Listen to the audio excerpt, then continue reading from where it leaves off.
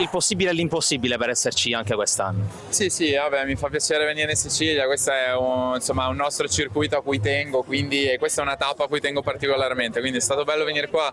Stamattina anche la pazzia di buttarmi in acqua, non ero pronto, però è stato vabbè, il mare è stupendo, quindi ti invoglia. Ecco, la nuotata com'è andata?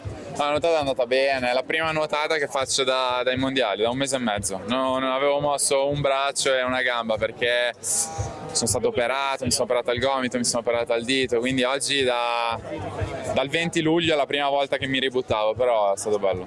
Oggi relax, dai prossimi giorni si torna a fare sul serio. Sì, oggi è il primo giorno d'allenamento a tutti gli effetti a questo punto perché mi sono allenato e sì, da domani, dopodomani così rinizierò la stagione, una stagione lunga che va fino ad agosto quando abbiamo gli europei, quindi prepareremo quelli.